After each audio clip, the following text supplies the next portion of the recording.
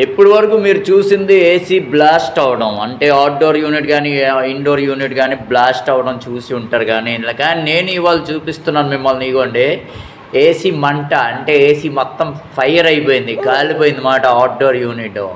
ఏదో ఒక టెక్నీషియన్ చేసిన పొరపాటు.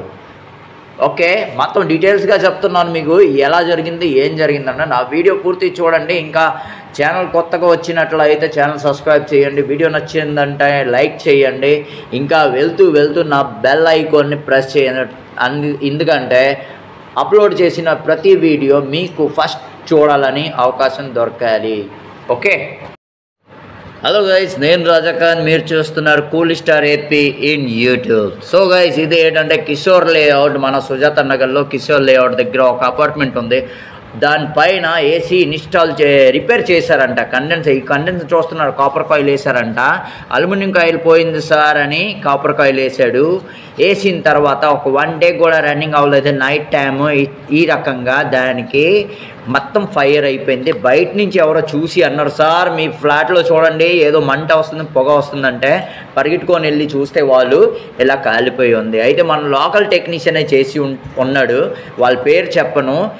ఈ ఏసీని నేను ఆల్రెడీ చెక్ చేశాను, కండెన్సర్ పోలేదు, కెపాసిటర్ పోలేదు, ఏమీ పోలేదు. లీకేజ్ పైప్లో కానీ ఇండోర్లో కానీ ఉండేది. నేను కస్టమర్కి రేట్ చెప్పేసి వచ్చేసాను.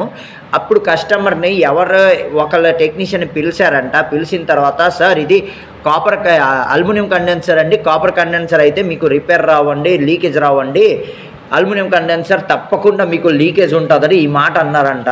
ఈ మాట అనేసి అల్యూమినియం కండెన్సర్ని మార్చేశారు. మార్చిన తర్వాత ఇది జరిగిందండి. 1-2 డేస్లో ఇలాగ అయిపోయిందండి.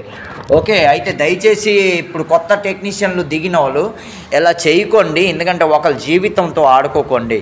8,000 6,000 ఎంతో కానీ మీరు తీసుకొని వెళ్ళిపోయారు, హ్యాపీ ఫీలింగ్ అయ్యారు. అతను మళ్ళీ కాల్ చేస్తే ఒకసారి కాల్ చేశారు, వచ్చి చెక్ చేశారు, ఇది మా వల్ల అవ్వలేదు సార్, మీకు హెవీ వోల్టేజ్ వచ్చిందని, అందుకే కాలింది అన్నాడంట. ఇది అనేసి తప్పించుకొని వెళ్ళిపోయాడు. దయచేసి మీకు వర్క్ వస్తేనే చేయండి, లేకపోతే